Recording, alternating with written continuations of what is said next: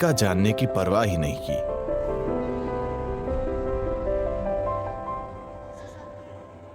तो सद्गुरु, जीवन में कई बार होता है जब मैं बहुत बढ़िया कर रही होती हूँ, पूरी क्षमता में काम करती हूँ, मगर तभी अचानक एक भावना अंदर से आती है जो मुझे बताती है कि तुम्हारा पतन करीब है। ये मुझे परेशान करता है और शायद आप बस लैंड कर रही हैं। हाँ, और इस भावना के सिस्टम में आ जाने के साथ मेरा प्रदर्शन वास्तव में खराब होने लगता है। तो सद्गुरु, हम अपने अंदर की दानवी आवाज़ों से कैसे लड़ सकते हैं? आपके अंदर कितने सारे दानव हैं? मुझे लगा कि सिर्फ एक दानव है, वो आप हैं। इसमें हमें बहुत स्पष्ट होना चाहिए। देखिए, अगर आप अपने अंदर दो आवाजें सुन रही हैं, एक दिव्य आवाज और एक दानवी आवाज, इसका अर्थ यह नहीं है कि कुछ शानदार हुआ है। इसका अर्थ है कि आप या तो मानसिक रोगी हैं या प्रेतग्रस्त हैं। आपको या तो मनोवैज्ञानिक की जरूरत है या ओझा की। तो यह बहुत महत्वपूर्ण है। ऐसा लोग धर्म के नाम पर, आध्यात्मिकता के नाम पर, हर चीज के तथाकथित आधुनिक समाधान के नाम पर कर रहे हैं। कई रूपों में यह अभिव्यक्त हो रहा है। भारत में हमारे पास इन चीजों के लिए ढेर सारे शब्द हैं। अगर आप किसी से कुछ कहें, ओह ये मेरे संस्कार है, मेरा अहम ऐसा कर रहा है, ये मेरी आत्मा है, ये मेरा ये है, ये मेरा वो है।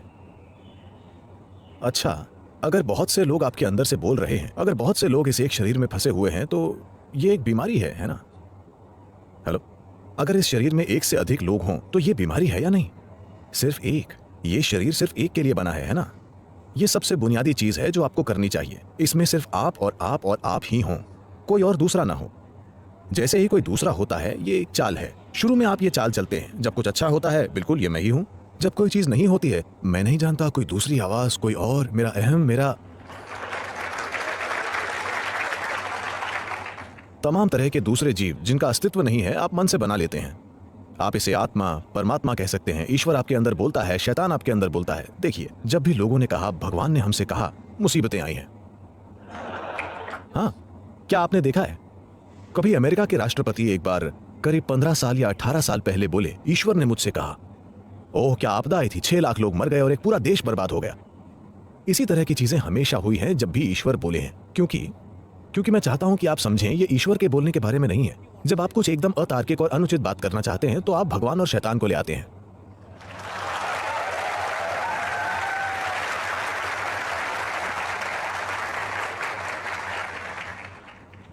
इसलिए अगर एक आवाज से अधिक है, तो आपको बाकी आवाजें मारनी होंगी। इसके लिए आपको समझना होगा कि मनुष्य का दिमाग जटिल है, तो हम जो हैं, उसकी जटिलता हमारा सबसे बड़ा उपहार है कि नहीं? दिमागी जटिलता ही हमें वो बनाती है जो हम हैं। ये सबसे बड़ा उपहार है, मगर इसी से हर इंसान दुखी भी है। मैं आप सभी से पूछता हूं, पिछली बार कब आपको खंजर से मारा गया था? हेलो? नहीं, वे वाकई आपको अनदेखा कर रहे हैं। शायद सबसे बड़ी चीज जो आपके साथ हुई है कि एक मच्छर ने आपको काट लिया।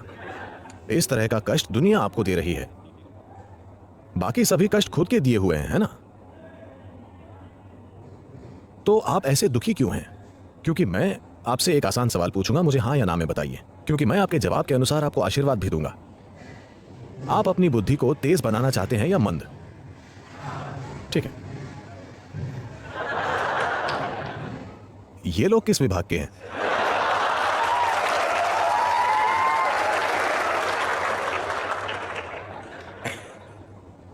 ओह, क्या वो राजनीति विज्ञान से हैं?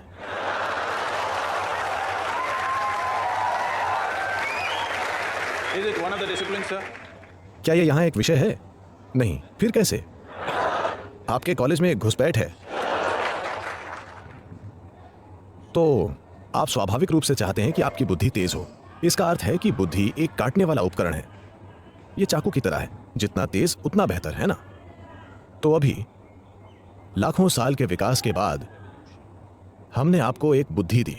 हम मतलब मैं प्रकृति की ओर हूं, ठीक है? हमने आपको एक तेज दिमाग दिया। अब आप हर जगह खुद को ही काट रहे हैं और उसकी शिकायत कर रहे हैं। नहीं, जब आपको कोई तेज चीज दी जाती है, तो आपको सीखना चाहिए कि उसे कैसे पकड़ें, है ना? आपको सीखना होगा कि उसे कैसे संभालना है। अगर आप उसे गलत सिरे से पकड़ेंगे या अगर आप लापरवाही से चलाएंगे, तो आप खुद को ही काट लेंगे। अभी ये सब व्यक्तिगत अभिव्यक्तियां हैं कि किसी दिन मुझे ऐसा लगता है, किसी दिन मुझे वैसा लगता है। इंसान दरअसल ढेर सारे दुख झेल रहा है। कोई युद्ध वाले इलाके में है, कोई सूखाग्रस्त इलाके में है, उन इंसानों को मैं छोड़ देता हूं क्योंकि वो एक अलग चीज है, मगर बाकी सभी लोगों को are all suffering. सिर्फ एक कष्ट है, उनकी अपनी बुद्धि। अगर आप उनका आधा दिमाग ले लें तो वे शांतिपूर्वक बैठेंगे। हाँ या ना?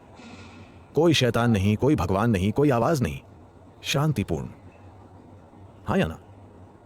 तो हम अपने सबसे बड़े उपहार की शिकायत कर रहे हैं। एकमात्र कारण कि बाकी सभी जीवों के मुकाबले हमारा यहां प्रभुत्व है, यह हमारी दिमागी क्षमता के कारण है ना? हमारे दिमाग के पैनेपन के कारण हम कुछ भी कर सकते हैं, और यही समस्या बन गया है। तो यह समस्या इसीलिए बन गया है क्योंकि हमने आपको बहुत जटिल मशीन दे दी और आपने उसे चलाने का तरीका जानने की परवाह ही नहीं की, और आप उसे आंख मूंद कर चलाने की कोशिश कर रहे हैं। आप तमाम चीजें बोलेंगी। आपकी अपनी बुद्धि आप पर हावी हो गई है और आपको बर्बाद कर रही है, आपको बेकार में कष्ट दे रही है।